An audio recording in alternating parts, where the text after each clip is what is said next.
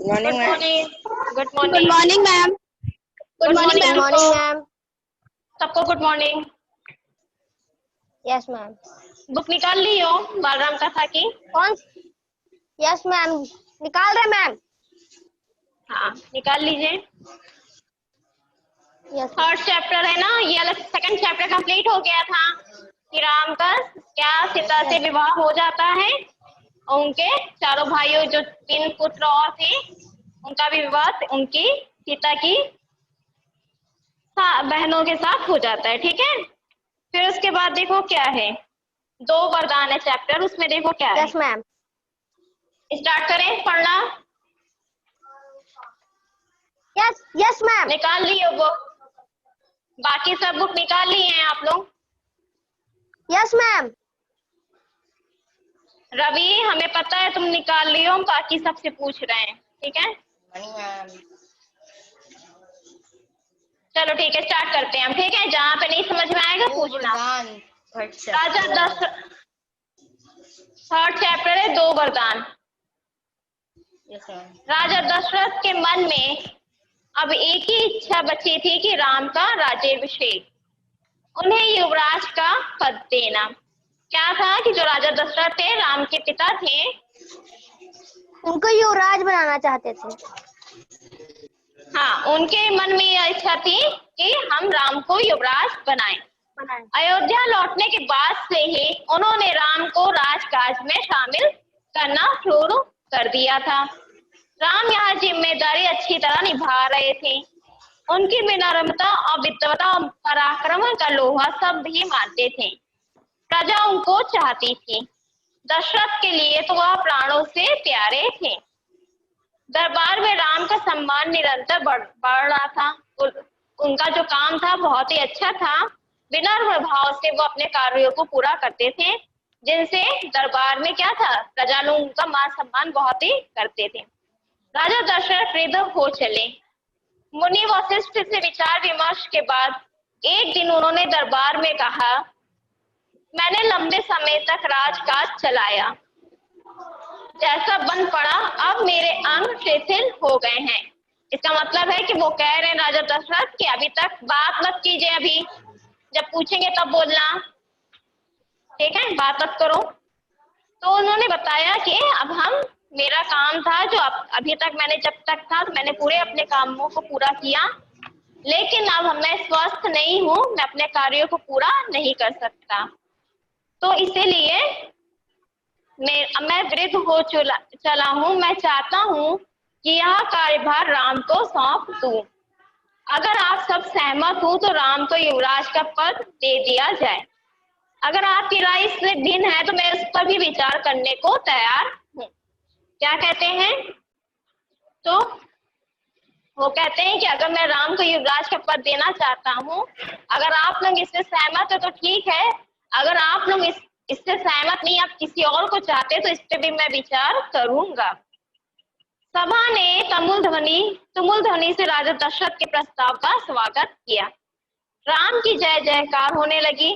दशरथ थोड़ी देर तक सुनते रहे संतोष के साथ। उन्होंने कहा, शुभ काम में देरी नहीं होनी चाहिए। मेरी इच्छा है कि राम का राज्याभिषेक कल सुबह कर दिया जाए। यह समाचार पलक झपकते पूरे नगर में फैल गया। हर जगह बस यही चर्चा थी। राज्याभिषेक की तैयारियां प्रारंभ हुई। भरत और शत्रुघ्न उस समय अयोध्या में नहीं थे। वह अपने नाना कैकेयी राज के यहाँ गए हुए थे। भरत जब भी अयोध्या लौटने की बात करते, नाना उन्हें रोक लेते। फिर उसके बाद क्या है, भरत को अयोध्या की घटनाओं की सूचना नहीं थी। उन्हें अपने पिता के निर्णय के संबंध में नहीं पता था। यह जानकारी भी नहीं थी कि अगले दिन राम का राज्याभिषेक होने वाला है। जो ये उनके भाई थे राम के, भरत और शत्रुघ्न, वो अपने नानी मतलब कि जो कैकेयी राज है वहां पे अपने नाना के यहाँ गए हुए थे। उनको ये नहीं पता था कि राम का राज्याभिषेक अभी होने वाला है। कैकेयी से एक दिन में भरत और शत्रुघ्न का आना संभव नहीं था। राजा दशरथ ने इस संबंध में राम से चर्चा की। कहा कि भरत यहाँ नहीं है, पर चाहता हूँ कि राज्याभिषेक का कार्यक्रम ना रोका जाए। उन्होंने राम से कहा, जनता ने तुम्हें अपना राजा चुना है, तुम राजधर्म का पालन करना, कुल की मर्यादा की रक्षा अब तुम्हारे हाथ में है। राज्याभिषेक की तैयारियां रानी कैकेयी की दासी ने भी देखी। मंथरा ने, उनकी दासी कौन थी? रानी कैकेयी की जो दासी थी मंत्रा।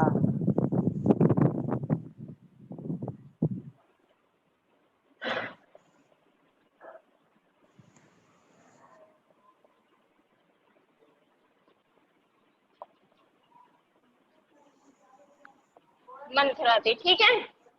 तो फिर क्या होता है, मंथरा ने देखी। शुरू में उसे इस चहल पहल का कारण समझ में नहीं आया। उसने इसे कोई अन्य अनुष्ठान समझा, इतनी रौनक ऐसी सजावट, ऐसा कुछ उसने अन्य अनुष्ठान में भी देखा था। उसे अचंभा हुआ। फिर उसने रानी कौशल्या की दासी से पूछा। उसे तब पता चला कि कल राम का राज्याभिषेक होने वाला है। फिर उसके बाद क्या, यह उत्सव उसी के लिए है। क्या बताया जा रहा है कि जो यह उत्सव है उसी के लिए है। हाँ, उसी के लिए है। फिर उसके बाद क्या हुआ, मंथरा जल भुन गई। राम का राज्याभिषेक उसे षड्यंत्र लगा। जो राम का राज्याभिषेक था उसके लिए क्या था, षड्यंत्र था, ठीक है। कैकेयी के विरुद्ध वहां कैकेयी की दासी थी। बचपन से कैकेयी को हित उसके लिए सर्वोपरि था। मंथरा उसे अपना हित मानती थी। जो कैकेयी थी, राजा दशरथ की पत्नी थी कैकेयी, वो मंथरा उसकी दासी थी। तो वो जैसा ही मंथरा कहती थी कैकेयी वैसा ही करती थी, क्योंकि कैकेयी को लगता था कि मंथरा जो सोचती है वो मेरा हित के बारे में सोचती है। ठीक, क्रोध से आग बबूला मंथरा रानीवास की ओर भागी। सीधे कैकेयी के कक्ष में वह हाँफ रही थी।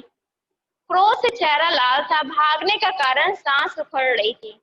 उसने रानी कैकेयी को सोते हुए देखा। किसी तरह स्वयं को संभालते हुए मंथरा ने कहा, अरे मेरी मूर्ख रानी, उठ, तेरे ऊपर भयानक विपदा आने वाली है। यह समय सोने का नहीं है, होश में आओ, विपत्ति का पहाड़ टूटे इससे पहले जाग जाओ। रानी कैकेयी नींद से चौंक कर उठी। उन्हें मंथरा की बात समझ में नहीं आई। बात क्या है, तुम इतना घबराई क्यों हो? सब कुशल तो है? उन्होंने पूछा। कैसा कुशल, कैसा मंगल? सब अमंगल होने वाला है। तुम्हारे सुखों का अंत। महाराज दशरथ ने कल राम का राज्याभिषेक करने का निर्णय लिया है। अब राम युवराज होंगे। यह तो बहुत शुभ समाचार है। कैकेयी ने प्रसन्नता से अपने गले का हार उतार कर मंथरा को दे दिया। मैं बहुत प्रसन्न हूँ। राम युवराज पद के लिए हर तरह से योग्य हैं। रानी, तुम्हारी बुद्धि फिर गई है, मति मारी गई है। सवाल राम की योग्यता का नहीं है, राजा दशरथ के षड्यंत्र का है, तुम्हारे अधिकार छीनने का है। मंथरा ने हार दूर फेंकते हुए कहा, यह षड्यंत्र नहीं तो और क्या है। कल सुबह राज्याभिषेक है। भरत को जानबूझकर ननिहाल भेज दिया, समारोह के लिए बुलाया तक नहीं। कैकेयी का स्वर उग्र हो गया। उन्होंने मंथरा को डांटते हुए कहा, राम के प्रति मेरा अगाध स्नेह, वह मुझे माँ के समान मानते हैं, तो तुझे इसमें षड्यंत्र के दिखाई देता है? इसमें षड्यंत्र नहीं है। राम के बाद भरत ही राजा बनेंगे। राज सर्वदा ज्येष्ठ पुत्र को ही मिलता है। मंथरा पर इस फटकार का कोई प्रभाव नहीं हुआ। उसके लिए यह दशरथ का षड्यंत्र था। वह रानी कैकेयी के पलंग पर बैठ गई, उनके बहुत निकट। कैकेयी के चेहरे की ओर देखते हुए उसने कहा, तुम बहुत भोली हो, नादान हो, तुम्हें आसन संकट नहीं दिखता। दुख की जगह प्रसन्नता होती है। इस बुद्धि पर किसी को भी तरस आएगा। समझो रानी, राम राजा बने तो तुम कौशल्या की दासी बन जाओगी। भरत राम के दास हो जाएंगे, वहां राजा नहीं बनेंगे। राम के बाद अगला राजा राम का पुत्र होगा। अनर्थ को अर्थ समझने की मूर्खता मत करो। रानी, राम को राज मिला तो वे भरत का देश निकाल देंगे, वे भरत को दंड देंगे। इस तिरस्कार से भरत की रक्षा करो। रानी, कोई ऐसा उपाय करो कि राजगद्दी भरत को मिले और राम को जंगल भेज दिया जाए। समझ में आ रहा है? क्यों रवि, रॉबिन, समझ में आ रहा है ना? फिर उसके बाद कैकेयी पर मंथरा की बातों का असर होने लगा। उनका सिर चकरा गया। वह पलंग से उठी तो पांव सीधे नहीं पड़े, आंखों में आंसू थे, मन भारी हो गया। प्रसन्नता की जगह अव्यक्त क्रोध ने ले ली। मंथरा ने तर्कों में उन्हें सच्चाई दिखने लगी। तुम ही बताओ मैं क्या करूं? कैकेयी ने आंसू पोंछते हुए मंथरा से कहा। मंथरा पलंग से उठी और कैकेयी के पास जाकर खड़ी हो गई। उसने कहा, याद करो रानी, महाराज दशरथ ने तुम्हें 2 वरदान दिए थे। दशरथ ने अपना वचन पूरा करने को कहा। कहो, एक से भरत के लिए राजगद्दी मांग लो और दूसरे से राम को 14 वर्ष का वनवास। कैकेयी का चेहरा तमतमाया हुआ था। उन्हें मंथरा की बात ठीक लगी। उनके मन में एक प्रश्न अभी भी था, यह बात दशरथ से कैसे कहे? उन्होंने रानीवास बुलवाया और प्रतीक्षा करें। मंथरा ने कैकेयी के मन की बात भांप ली। उसने कहा, तुम मैले कपड़े पहनकर कोप भवन चली जाओ। महाराज दशरथ आए तो उनकी ओर मत देखो, बात मत करो। तुम उनकी प्रिय रानी हो, तुम्हारा दुख देख नहीं पाएंगे। बस उसी समय तुम उन्हें पिछली बात याद दिलाना, दोनों वचन मांग लेना। मैं ऐसा ही करूंगी, महाराज का षड्यंत्र सफल नहीं होने दूंगी। मंथरा का लक्ष्य पूरा हो गया था। चलते चलते उसने रानी कैकेयी से कहा, राम के लिए 14 वर्ष से कम वनवास मत मांगना। भरत इतने समय में राजकाज संभाल लेंगे। जब तक राम लौटेंगे लोग उन्हें भूल चुके होंगे। अब जल्दी करो रानी, समय बहुत कम है। मतलब यहाँ पे बताया जा रहा है कि राजा दशरथ थे, वो राम को गद्दी देना चाहते थे। राजगद्दी किसे देना चाहते थे? राम को देना चाहते थे। तो इस बात से सभी लोग प्रसन्न थे। लेकिन क्या था, जो मंथरा थी, जो कैकेयी की दासी थी, उन्हें ये बात पसंद नहीं आई। वो कैकेयी से कहती है कि राजगद्दी जो राम को मिल रही है, क्यों ना तुम्हारे पुत्र, बात मत करो आपस में, क्यों ना राजगद्दी भरत को दिया जाए।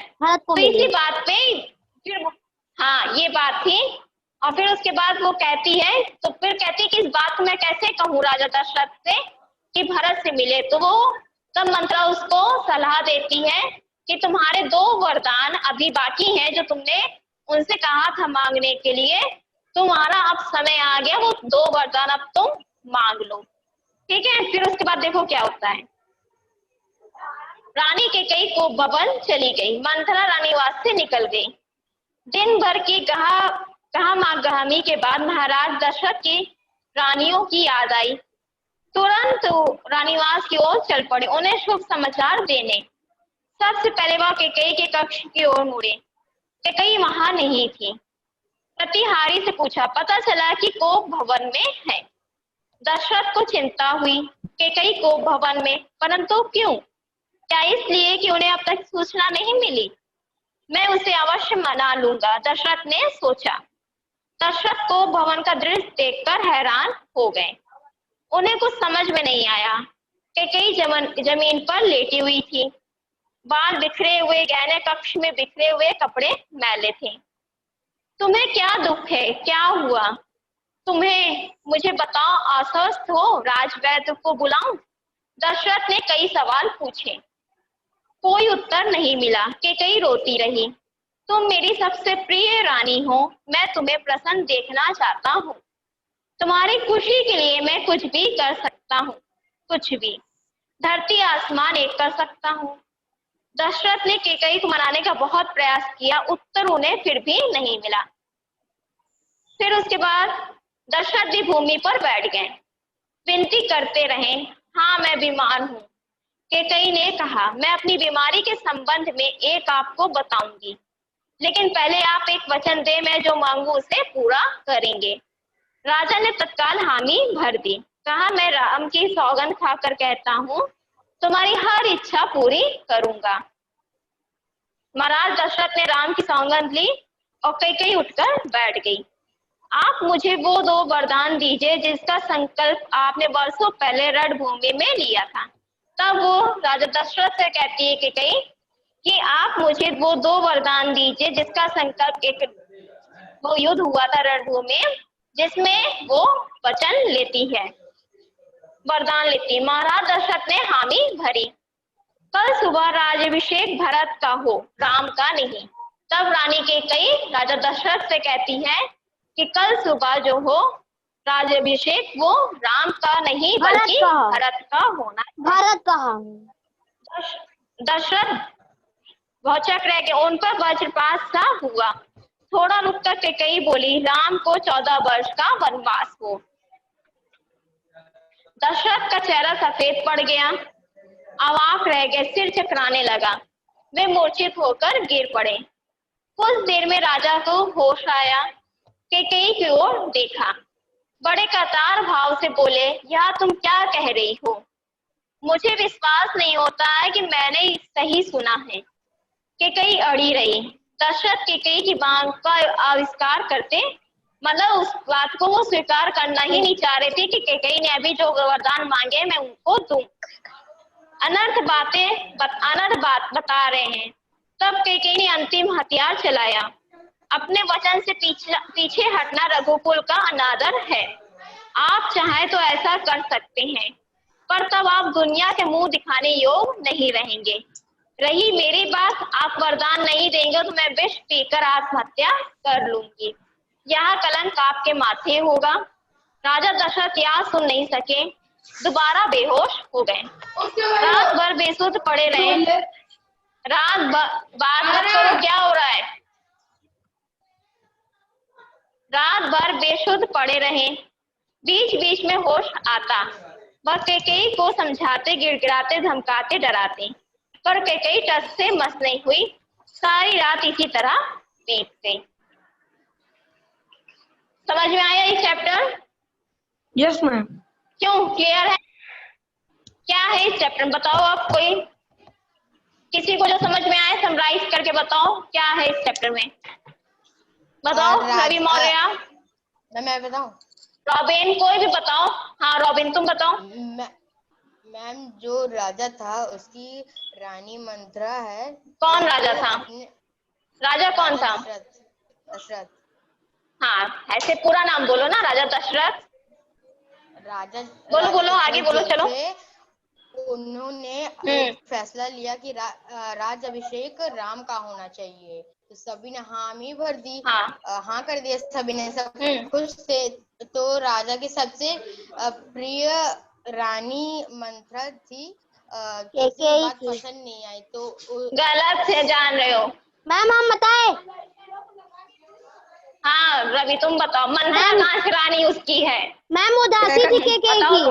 मैम बताए, जो राजा दशरथ थे वो मैम जो राजा दशरथ थे वो राम का अभिषेक करना चाहते थे, तो वो मंत्रा सुनी थी, तो उसने रानी कैकेयी को भड़काया कि रानी कैकेयी ना मैम वो मैम की युद्ध हो रहा था, उस राजा की जान बचाई थी उतनी समय, और राजा ने कहा कि 2 वरदान मांग लो, तो कैकेयी ने बताया कि और भरत का राज गद्दी मिले और राम को 14 वर्ष का वनवास।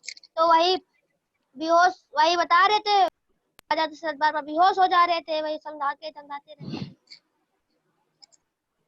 वेरी गुड, अच्छा बताए रवि मौर्य से बताए, कम से कम तुमको। रॉबिन पहले तुम ये बताओ, राजा दशरथ की कितनी रानियां थी? राजा दशरथ की मैम मैं बताऊं? हम बताऊं, 3 रानियां थी। 4 रानी थी। 3 रानी थी। 3 नहीं रॉबिन मैम एक मिनट मैम 4 थी। एक मिनट रुको, एक एक से पूछ रहे हैं। मैम 3 थी। राजा दशरथ की, रवि हमें पता है, तुम शांत रहो अभी, ठीक है। Yes ma'am. रॉबिन तुम बताओ, चारों रानी का नाम बताओ। राजा दशरथ की 4 रानी थी ना, बताओ नाम। एक का नाम था मंत्रा बताओ। और एक का नाम था मंत्रा। वाह, वेरी गुड। दूसरी का नाम क्या था? केकई। Kaikeyi, very good. और तीसरी, हंसो मत, तीसरी चौथी कौन थी? मैम बताओ रॉबिन। मैम मैं बताऊं? हाँ अनिक, अब तुम बताओ। मैम हाँ तुम भी बता रहे हो ना 4 रानी थी, बताओ कौन कौन सी? मैम 3 मैंने 3 बोला। हाँ 3। अच्छा, किसको किसको पता है कि 4 रानी थी? मैम एक सुमन। हमें तो चौथी का नाम नहीं पता। मैम एक सुमन। हमें तो 3 ही रानी का नाम पता है। मैम बताओ। तीनों। मैम बोलो रवि। मैम तीनों रानियों का नाम था कौशल्या, सुमित्रा, केकई। राजा दशरथ की 3 रानी थी। रॉबिन अब तुम सुन लो, 4 रानी नहीं थी। राजा दशरथ की 3 रानी थी। पहली थी कौशल्या। बताओ, कौशल्या। दूसरी सुमंत्रा। दूसरी कौन थी? मैम सुमित्रा। सुमित्रा। और तीसरी कौन थी? केकई। केकई। और चौथी भी थी? No ma'am. रॉबिन चौथी नहीं थी। आज से तुम ये चीज जान लो, ठीक है? जी मैम। समझ में आया? क्लियर हुआ? मैम अच्छा ठीक है। हाँ बोलो। वो मैम अब मैम आगे बोलो। मैम इसका मतलब नहीं पता चल रहा है मैम। अवक्त्य। किसका मतलब नहीं पता चल रहा है? अवक्त्य का। अवक्त किस लाइन में आया? अवाक होगा। अवाक्त्य। अवाक। वही मैम। अवाक मीन्स बेसुध हो जाना, मतलब कोई भी बोलना नहीं, किसी से ना कुछ समझ में आना। जैसे सदमा नहीं लग जाता है कभी कभी किसी को किसी बात का। Yes ma'am. ठीक है वही। अब बताओ कौशल्या के कितने पुत्र थे? मैम कौशल्या के 1 थे, राम। 1 Ram, very good. सुमित्रा के? भारत शत्रुघ्न। गलत। मैम सुमित्रा के गलत जान रहे हो बेटा। मैम अभी आज ही के चैप्टर में पढ़े हैं। 3 थे। अब तुम बताओ गौरव, कौन कौन से थे 3 पुत्र? और कोई नहीं बोलेगा, सिर्फ गौरव बोलेगा। बोलो गौरव। मैम लक्ष्मण शत्रुघ्न। और टोटल नहीं पूछ रहे हम सिर्फ सुमित्रा की पूछ रहे हैं। सुमित्रा के कितने पुत्र थे? 2। कौन से? लक्ष्मण और शत्रुघ्न। वेरी गुड, लक्ष्मण और शत्रुघ्न। सुमित्रा के लक्ष्मण और शत्रुघ्न थे, ठीक है। और केकई के कौन थे? भरत। पूरी रामायण खत्म हो जाएगी, आप लोगों को पता नहीं चलेगा कि कौन किसका पुत्र है, इसलिए याद करा रहे हैं रोज रोज। मैम मुझको पूरा रामायण याद है। रवि मैम मुझको पूरा याद है। रवि तुमको पता है? Yes ma'am. लेकिन तब क्यों गलत बता रहे हो?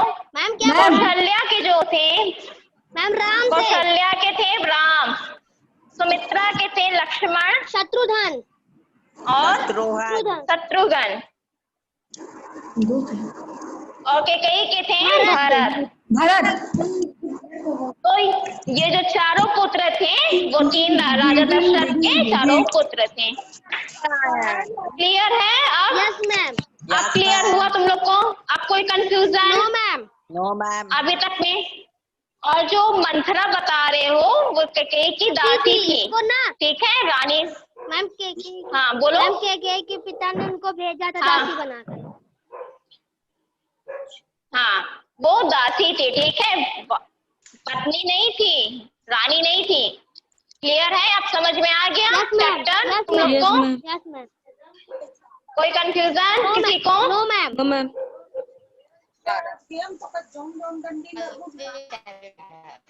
ठीक है।